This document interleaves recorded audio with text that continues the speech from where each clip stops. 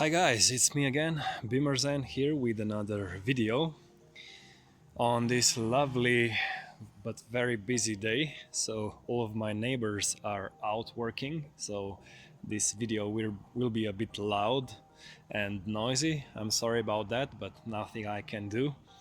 So today we will be doing timing on this N42 engine.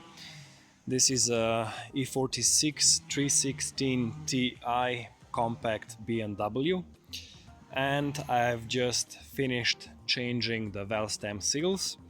And as you can see, I've put everything back together, so I have my Valvetronic back, and now it's time to do the timing. So as you can see, you will need a couple of special tools. I have my N42, N46 locking and timing kit here, and we're going to go through all of the locking tools you need to use to put the engine in timing, so you can tighten up everything and finish the job. So before you start timing your engine, you should put the first piston in top dead center position. You can do that by rotating the crankshaft. Here I am using a 22mm socket on the crank bolt, and I am turning the crankshaft so I can determine the top dead center. I do that by using just a normal flat screwdriver. So I insert it through the spark plug hole, and then I rotate the crankshaft until I see that this is in topmost position. So you should actually do that before you reinstall everything. If you have changed your valve stem seals or worked on the camshafts, you should already have the engine in top dead center position on the first piston. When you are turning the crankshaft, make sure that the transmission is out of gear, so you're not actually trying to move the whole car, and also make sure you rotate it clockwise. And if you already have the cams installed, of course you should not do a full revolution, because you may damage the valves because they will hit together with the pistons. So you already should have your engine in approximate top dead center position on the first cylinder when you're doing this. And then when you approximate the top dead center, you have to use a special locking tool, and you have to jack up the car on the left hand side, go underneath and insert a special pin that locks the flywheel to the housing, and I'm going to show you that later, but I already have that pin inserted. So if I try and rotate the crankshaft, I can't rotate it anymore. So the shaft is locked and I don't have to rotate it anymore. When we have that done, we have to make sure that the camshafts are oriented correctly. And if we first look at the exhaust camshaft, we can see this cutout, and this cutout has to be on the right hand side of the engine, so it has to be oriented on this side. Also, if you look here at the back, you can see that this piece here has to be on top, and that's how you know you have your exhaust camshaft in the right position. Once you do that, you can insert the locking tool and you can secure it with 2 bolts, so it's nice and strong. Here on the intake camshaft, you also have to look at this part here. So this has to be at the top. On the other side it's different shape, so you will definitely know that it's not oriented correctly, so it has to be a bit round here, and this is the right position. When you know that you have camshafts oriented correctly, you can use the locking tool here. It is a bit tricky to insert it, but it can be inserted if you wiggle it a little bit. Once you do that, make sure you use a bolt that is supplied with the kit, and then you can screw in this bolt that holds everything together. So that's how you can lock the camshafts. And once you do that, you have to lock the VANOS units. So the VANOS units have a couple of holes on the impulse sending gear. This is this metal bracket here and here. So there are a couple of holes here, and you can actually see this is where the pins are inserted through the metal, and that's how you can locate the VANOS units.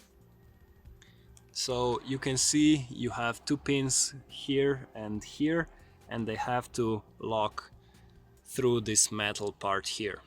Once you do that, you have to secure the front locking tool with the bolts. If you are removing VANOS units or removing the bolts, always use new bolts when you are reinstalling everything, because they are torque to yield, which means they stretch when you torque them down. And if you reuse the old bolts, you may have problems because the torque will not be correct and the VANOS units might rotate out of position, and that can be very, very dangerous. So never reuse the VANOS bolts, always get a set of new ones and you should be good. I have the new bolts in, they are only hand tight. As you can see, I can rotate them by just using a socket, and that's how you should have your setup. So make sure they are just hand tight. You can screw them in using a socket. Okay, so hand tight, and then you have to insert the chain tensioner, which is this part here. I don't know if you can see it, I hope you can. And I will be using maybe a little bit of a controversial method for doing this timing. So if you look into your manual, you will see that you are supposed to use this pre-tensioning tool that you screw in, and then you have to apply 0.6 of a Newton meter on this threaded part here. But the problem is I don't have 0.6 Newton meter torque wrench. So I've looked around, I've went to the internet for answers, and I found that some people just simply reinstall the original chain tensioner, and that's how they do the timing. So I did that once with good results, and I'm going to do that again on this engine. If you would like to be 100% sure you're doing it right, I would suggest you just bite the bullet and buy a very tiny torque wrench and use this pre-tensioning tool. I will not use it today, and so we'll see what will happen. As I said, I will be using original chain tensioner. I've already removed the oil from the chain tensioner, so the tensioner, when you are installing it, should be empty without any oil inside. Also, if this is still original chain tensioner, make sure you change it with the new part. this part has been revised a couple of times, so always get the next version, the newest version, because I think that the newer version is a bit stiffer and longer, and that prevents chain from gaining slack and jumping a tooth here on the VANOS units. If that happens, you will have, of course, a very bad day. So make sure you get a new one if you are not sure. It's a bit tricky here to gain access to the tensioner. It's all the way here at the back at the bottom. So what I did was I removed the secondary air valve. It's only 10 millimeter bolts here, and you can remove this part. Then what I did, I also removed a couple of 13 millimeter bolts that are holding on the air pump for the secondary air unit, and you can now remove it. There is a connector here, and you unplug it and remove the pump, and then you have three 10 millimeter nuts you have to undo. So this is the first, the second one, and there's one here at the bottom which you have to access from below. And when you remove that bracket,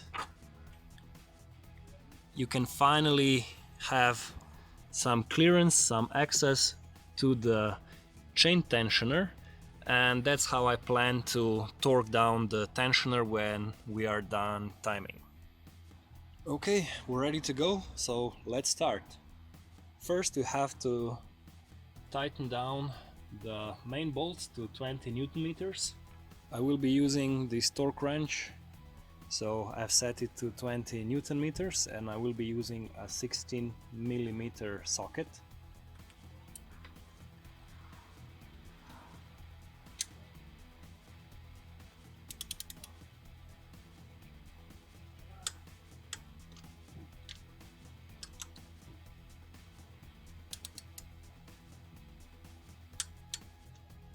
Okay, now we have to rotate the bolts 90 degrees for 2 times. So I will be using this angle gauge, and I have a 16 millimeter socket, and the way I'm going to do that is I'm going to insert the socket,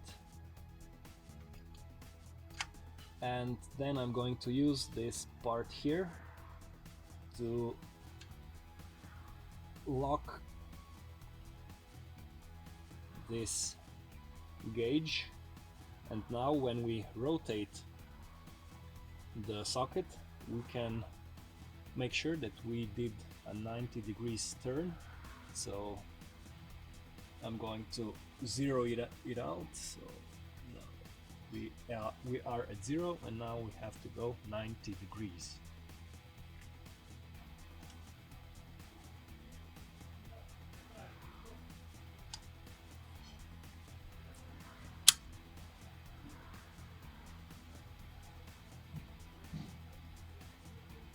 So make sure you pre-tension the gauge and then zero it out again.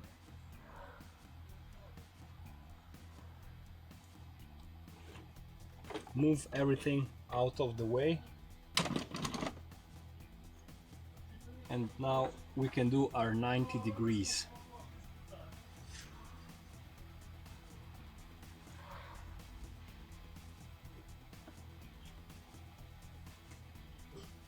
Okay, so the first 90 degrees, and now we do the same for the second one.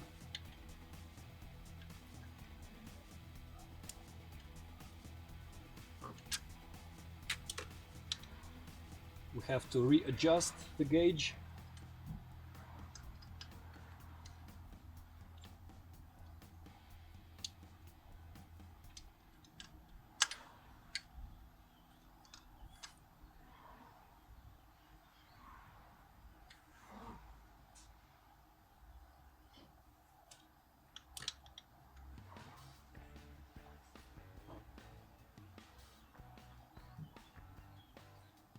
Okay.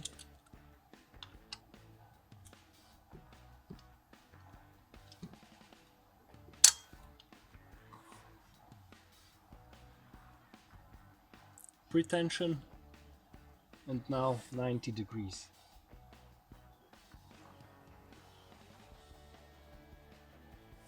Okay, and now we do the same again for the intake side.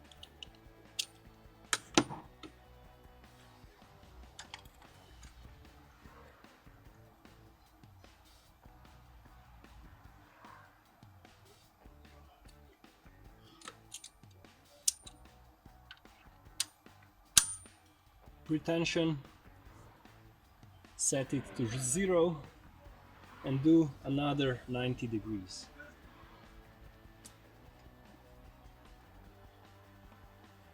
And here it is.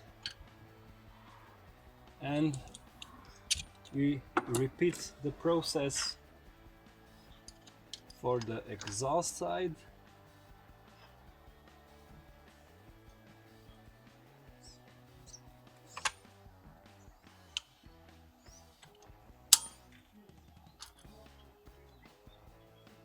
Pretension,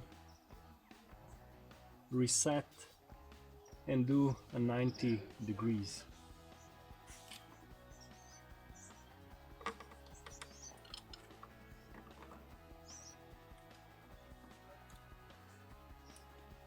And here it is. Okay, now we are ready to remove the front locking tool.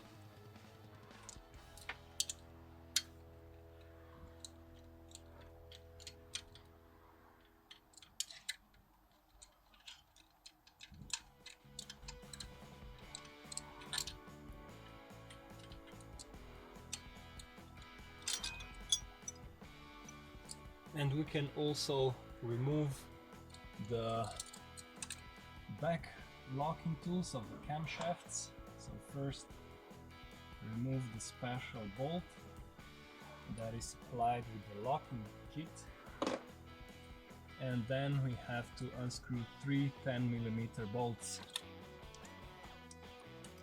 I will be using a universal joint for this, it's a bit easier.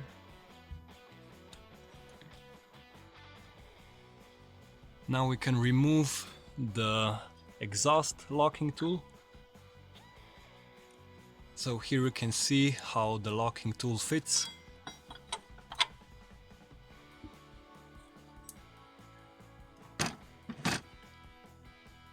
And now the intake side.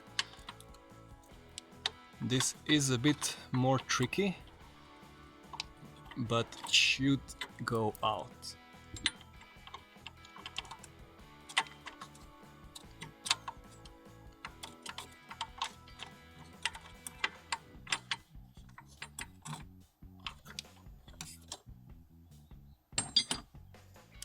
Here it is. Now we have to go underneath the car and remove the locking pin. So I'm going to leave the car on the left hand side. Okay, the car is jacked up. As you can see, I am using extra floor jack or jack stand for security. I never work without extra safety. Okay, I'm underneath the car, so this is our front arm and the bushing. I've removed the reinforcement plate that goes all underneath the car at the front, so I can show you better, but you can do this by taking your hand and going through here, and that's how you can reach the pin. I'm going to film this from this side because it gives you a better view, and yeah, this should do it. Okay, so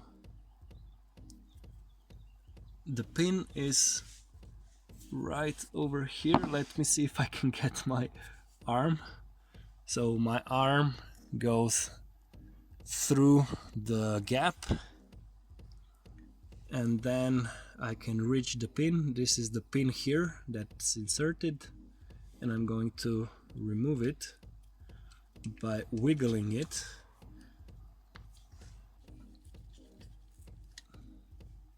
As you can see, it's almost all the way out. I did have to use a lot of WD-40 to loosen it, and it's out.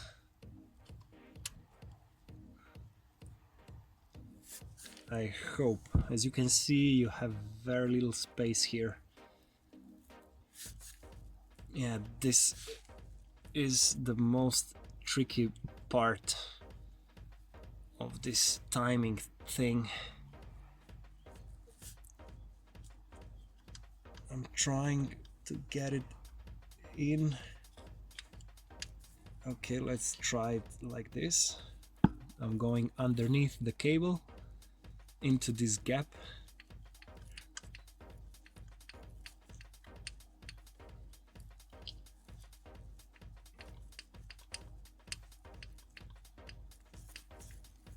Oh, this sucks, guys. As you can see, you have to go through this gap here.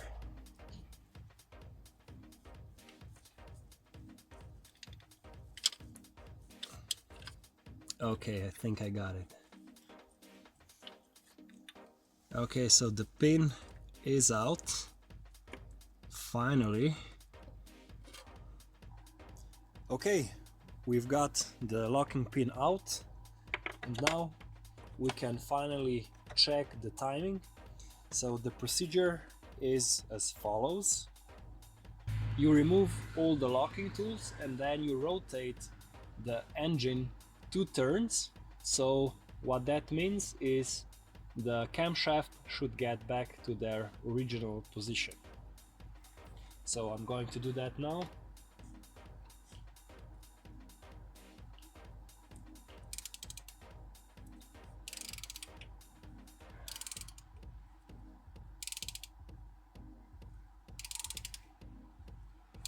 Making sure I don't have any weird resistance. I've also removed the spark plug so I don't have any compression. That makes turning the crankshaft much easier. So this is the first turn. And now I'm going to do it again. Everything looks fine.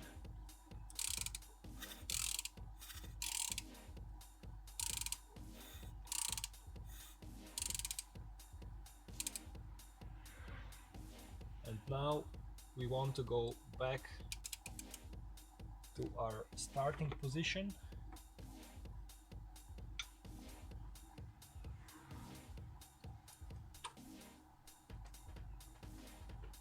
So we should be back in top dead center. And let me show you how to insert the pin. You can lubricate everything with very generous use of WD-40. So this is the pin here and it has to go in like this. So I will go between the gap with my hand and I'm going to go here.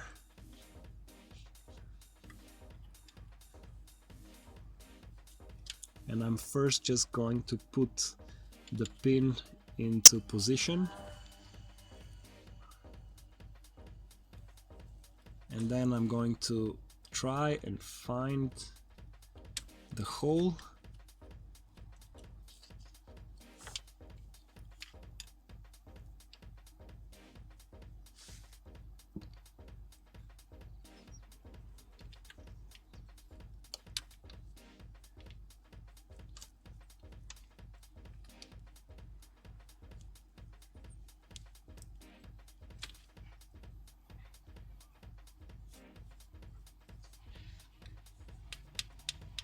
Okay.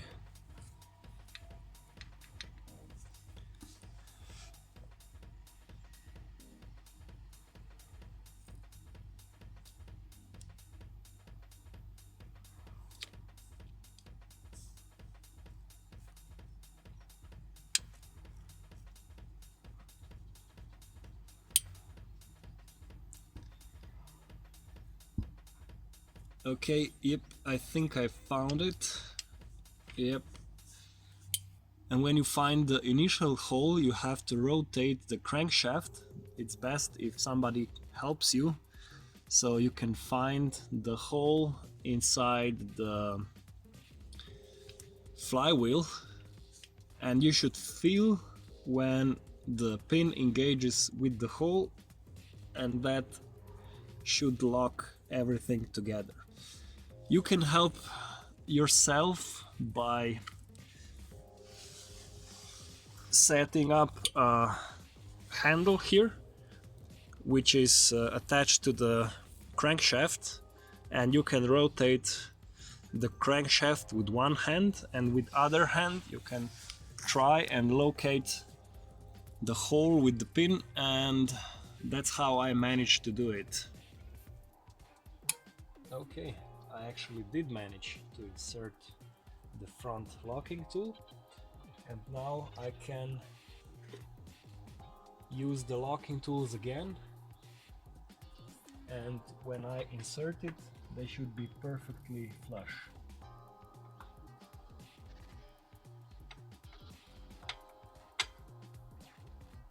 Okay, so exhaust camshaft looks great, and then we do the same with the intake.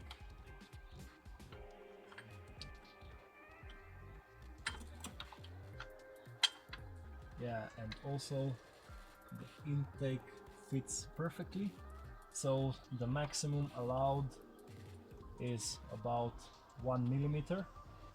I think it's 1 millimeter on the intake side and 0.5 millimeter on the exhaust side, but this is within spec. So we can now finish up by removing all the locking tools and torquing down the chain tensioner. The chain tensioner must be tightened down to 65 Newton meters. So I'm going to remove the locking tools